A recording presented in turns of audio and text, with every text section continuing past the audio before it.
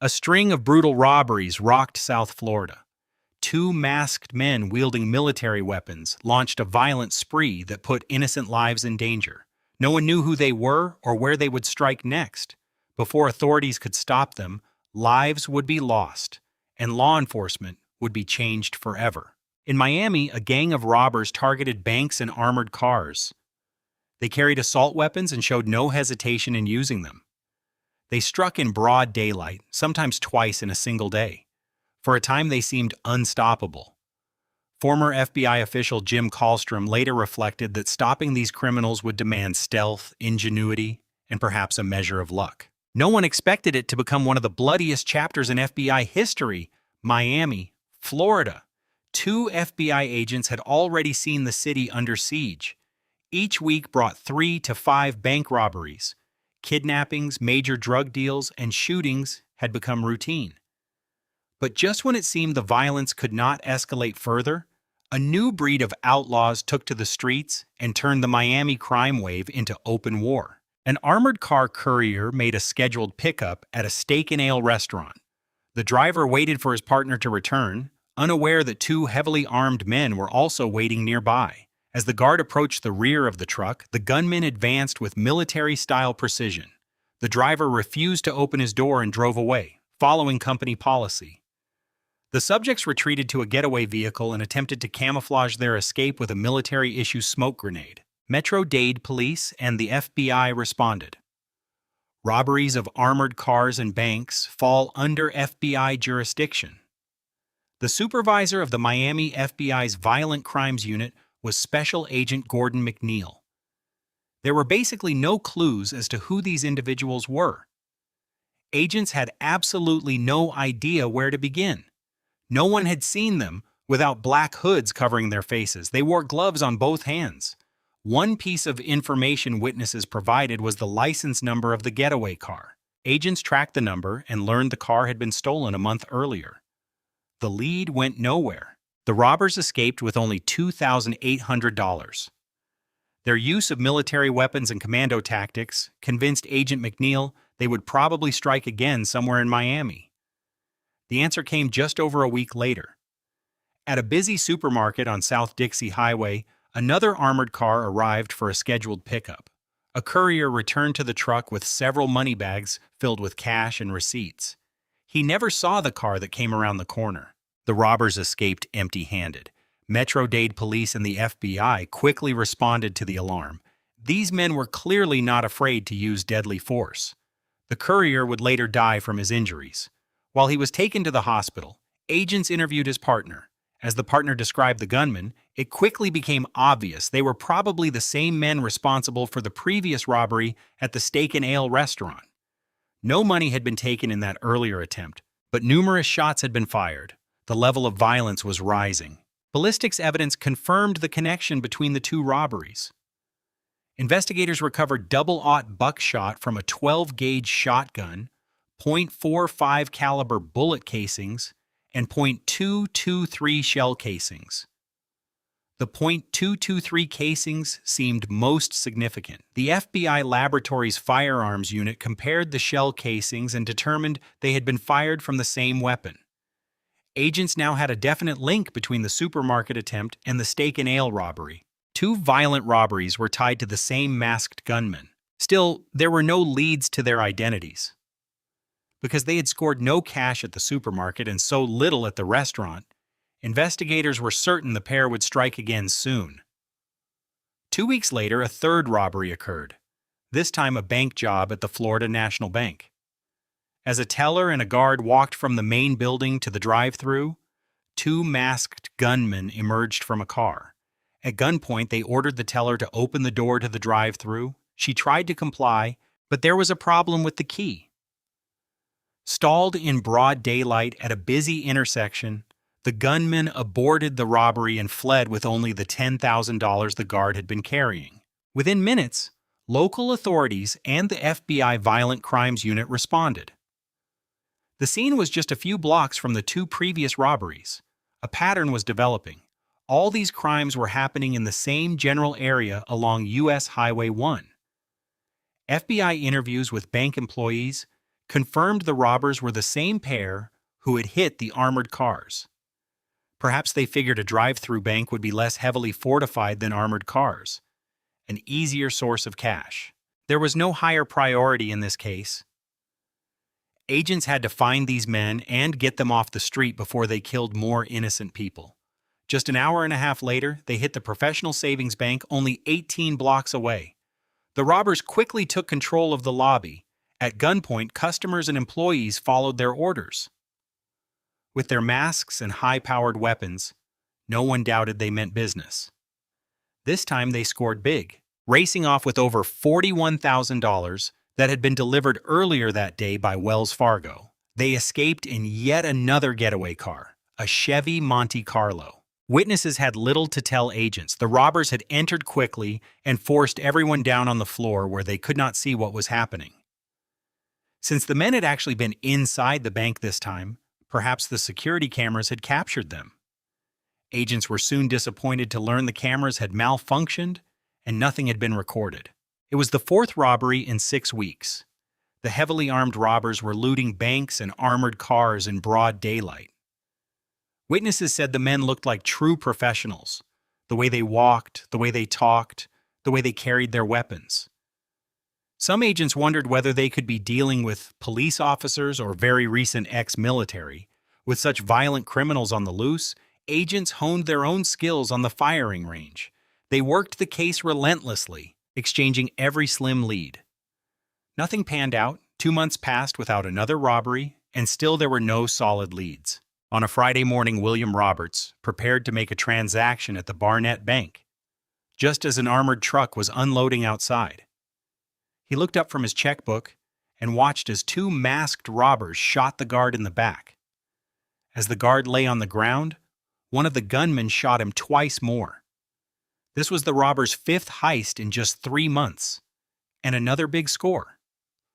They fled with $54,000. William Roberts trailed the men for blocks. Though he kept his distance, Roberts worried the thieves knew he was following them. Still, he stayed on their tail and noted their license tag and car model. He tracked them to a parking lot where they pulled in next to a white pickup truck. Roberts parked across the street and continued watching. He noted the make and model of the pickup, but could not see its tag number. After driving off, Roberts flagged down an officer and told his story. The FBI responded to the scene and interviewed bank employees. They recovered several .223 rounds later, determined to have been fired from the same weapon used in the first 2 robberies. Nearby, agents examined the getaway car the robbers had abandoned. William Roberts was the star witness. Thanks to him, the FBI had its first major break in a 3-month string of violent robberies. A check on the license tag of the getaway car revealed it was registered to a man named Aureliano Brielle. Agents prepared to pay him a visit. Since the car had never been reported stolen, they suspected Brielle might be involved. They dressed for safety. In Miami, the FBI had been tracking 2 masked gunmen who had already killed 1 guard. Now agents had located the registered owner of one of the getaway cars. Special Agent Morales and a partner arrived at the home of Aureliano Brielle. A woman opened the door. She asked if the agents were there about her son. When Agent Morales said yes, she replied that her son Emilio had been missing. Mrs. Brielle's husband came to the door and invited the agents inside. Mr. Brielle explained that his son Emilio had disappeared 3 months earlier with the family car, which he had borrowed to go target shooting in the Everglades. The Brielles had filed a missing person report but heard nothing. They had hoped the agents brought news of their son. Both the Brielles and the agents were disappointed. The FBI knew nothing of the young man's whereabouts. As the interview progressed, Agent Morales grew certain the Brielles knew nothing about the robberies. The family were victims, their car had been stolen, and their son was missing. Metro-Dade police processed the Brielle's car while FBI agents observed. Evidence technicians found no fingerprints or anything else to advance the case. The next 2 months were quiet again, though the robbers remained on the loose.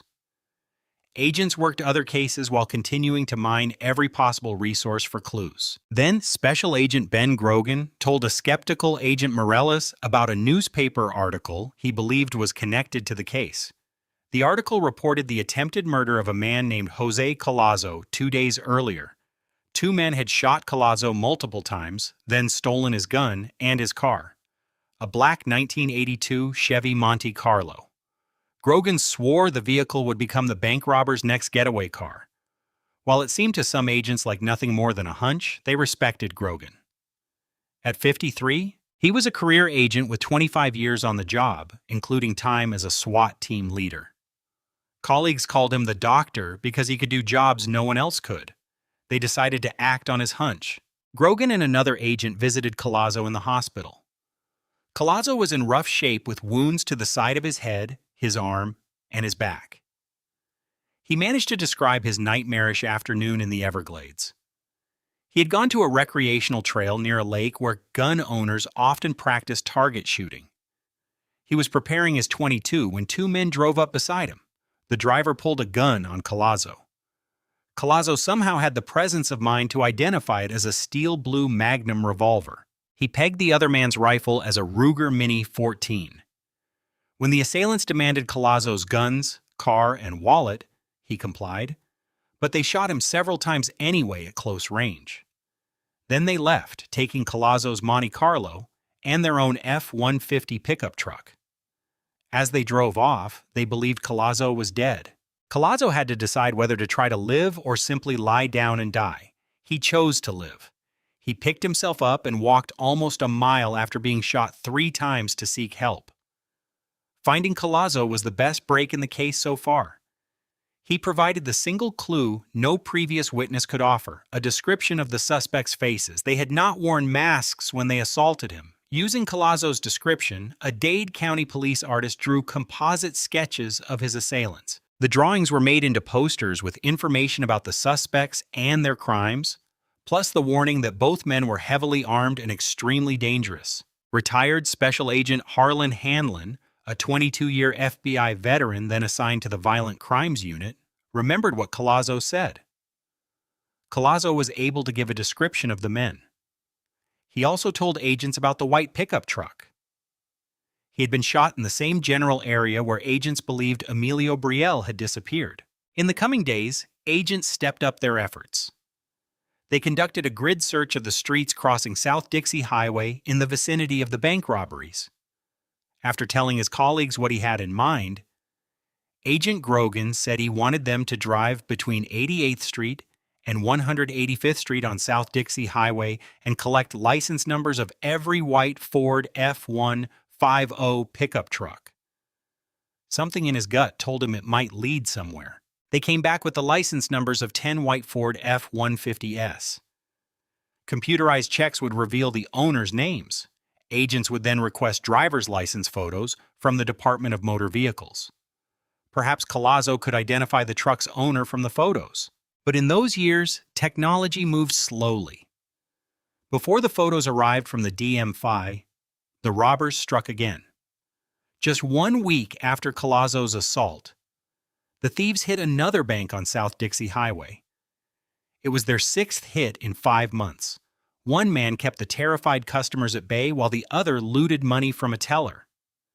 The men escaped with over $8,000 in cash. As customers and employees recovered, an off-duty customs official who had seen the robbers flee called police.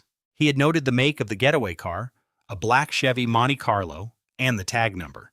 Just as Agent Grogan had predicted, it was Jose Collazo's car.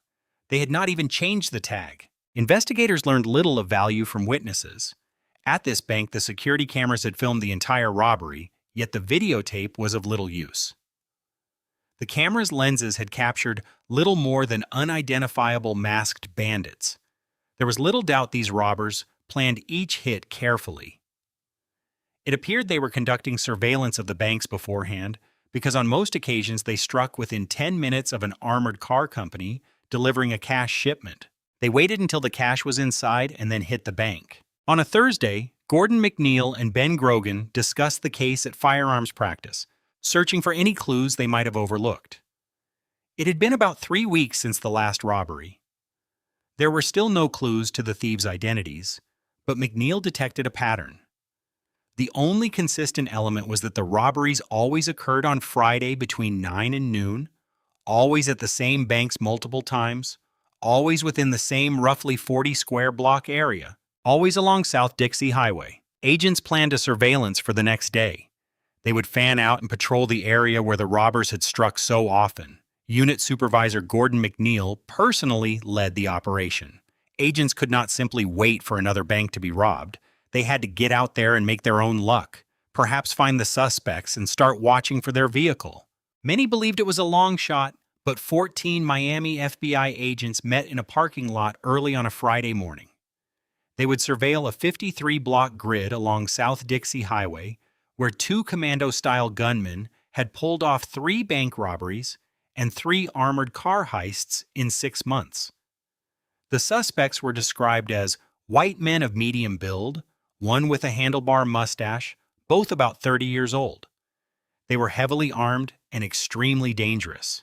They might be driving a black Monte Carlo with license number NTJ891. After a robbery spree that had lasted 6 months, Miami FBI agents went on the offensive. They met to patrol an area where the 2 armed robbers had used military tactics to hit armored cars and banks. All would be stationed along the major thoroughfare of South Dixie Highway. Agents Ben Grogan and Jerry Dove were on their way to stake out the Barnett Bank when the impossible happened. A car that fit the description of the suspect's vehicle pulled directly in front of them.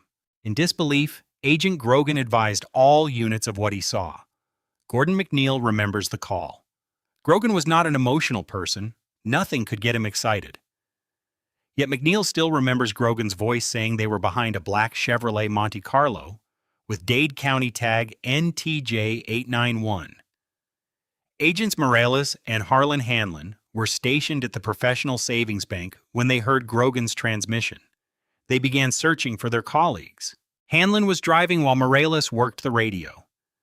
Hanlon tried to gauge Grogan and Dove's location, asking Morales to have Grogan call out cross streets so they would know how close they were getting. Before Morales could transmit, Grogan began calling out the cross streets.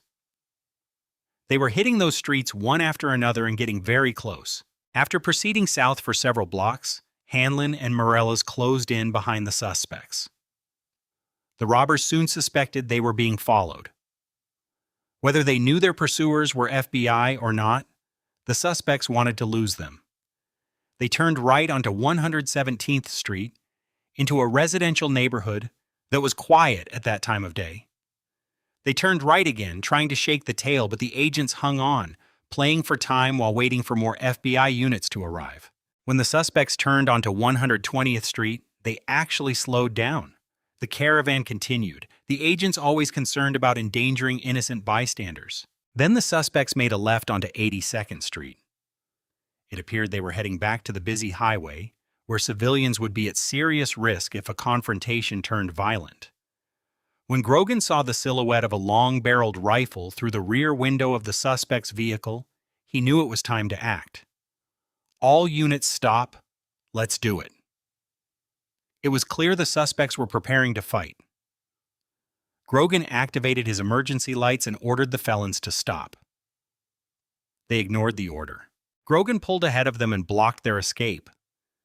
Hanlon and Morales moved up, boxing them in. The sight made an indelible impression on veteran agent Harlan Hanlon. He would never forget the man's face. He looked like a classic Western bad man, very determined.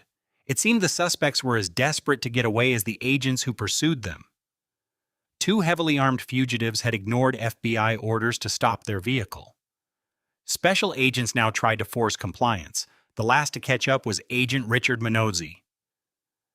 As he pulled behind the suspect's car, he saw one of the gunmen take aim at Morales and Hanlon. Minozzi rammed the fugitive's car from behind. They swung into a U-turn, and Minozzi hit them again, knocking them into a parking area against other cars. The passenger opened fire with a Mini-14 assault rifle. Outgunned, Agent Minozzi crawled to cover. Agent McNeil arrived seconds later, firing at point-blank range.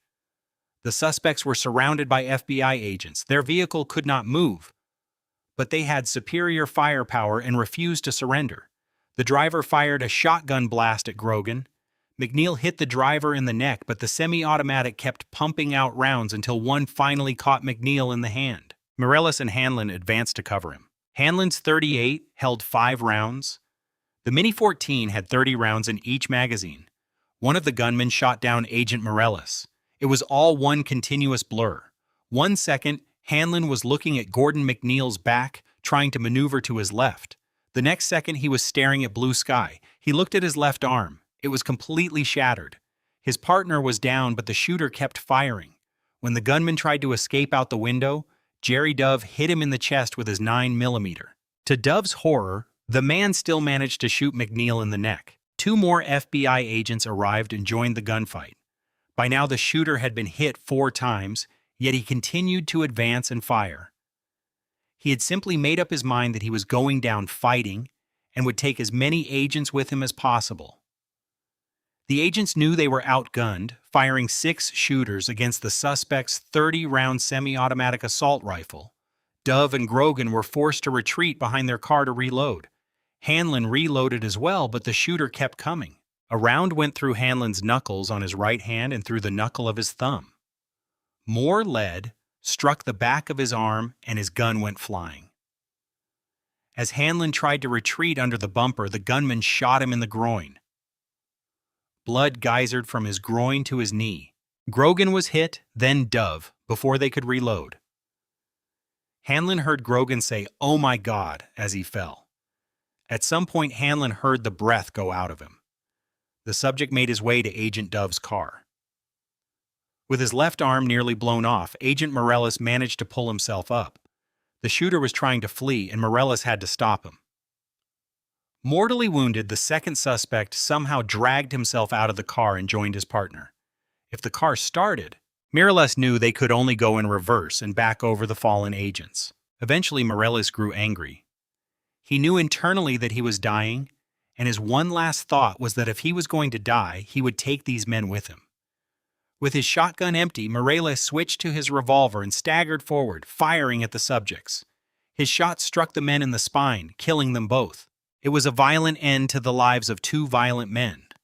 Just a few minutes after it began, the bloodiest firefight in FBI history ended in tragedy. 2 agents were dead and 5 wounded. 2 suspects, still unidentified, had also been killed. Agent Jerry Dove lay dead. At the age of 30, he had earned a law degree and fulfilled his boyhood dream of joining the FBI. He wanted to make a difference and gave his life trying. His partner, Ben Grogan, had also perished. He had been just 1 year away from retirement when his wife could finally have stopped worrying about her husband's dangerous career. Crime scene technicians arrived at the site. Metro-Dade County Homicide Bureau Sergeant David Rivers was also there. Rivers faced the enormous task of reconstructing 5 minutes of living terror, a process that would take weeks. Technicians recovered 143 bullets fired from the fugitives' weapons. Questions that had plagued agents for so long were finally being answered. The Ruger Mini-14 rifle used to kill agents Grogan and Dove matched the 223 bullets found at some of the armored car and bank robbery scenes. The FBI crime lab could now forensically link the killers with several of the earlier heists. From fingerprints, agents soon identified the subjects as 32-year-old Harlan Lee Platt and 34-year-old Cole Russell Maddox. One question remained. What kind of men had wreaked this destruction, and why? Agents could not have been more surprised by what they learned from the killer's friends and neighbors. Instead of outlaws living on the edge and prepared for the ultimate confrontation, Platt and Maddox were known as quiet family men. Photos showed their families relaxing together. Platt had a wife and 3 children. Maddox was a single father. They were partners in a landscaping business. Further investigation revealed the lie of their double life. Inside a shed, agents found guns and ammunition, including the .22 Maddox, and Platt had stolen from Jose Colazzo when they tried to kill him in the Everglades. Agents also uncovered evidence of a bizarre murder pact in which the men may have killed each other's previous wives. No one had been charged in those two cases, but now they would be reopened. Within days, agents confirmed that Maddox and Platt had killed 25-year-old Emilio Brielle in the Everglades. A hiker found Brielle's skeletal remains in the Everglades, not far from where Colazzo had been assaulted. Then another tragic footnote surfaced. Special Agent Steve Warner received a package from the Florida Department of Motor Vehicles. In it was a copy of Cole Russell Maddox's driver's license. He was the owner of one of the white Ford F-150 pickup trucks agents had located weeks earlier. There had been a delay in sending the licenses. If they had arrived on or before the day of the surveillance, Colazzo would have been able to positively identify Maddox, and agents probably would have arrested both Maddox and Platt before two FBI agents were killed. That was not how events unfolded. The FBI investigation revealed that both killers had served in the military. Platt had been a Ranger, a member of the Army's elite First Strike Force. That background explained the pair's commando tactics, which were fundamentally different from training received by law enforcement. Law enforcement is taught defensive shooting. Take cover, do not take casualties. Platt reacted in military fashion. He had the heavier weapon, the Mini-14 with 30-round capacity.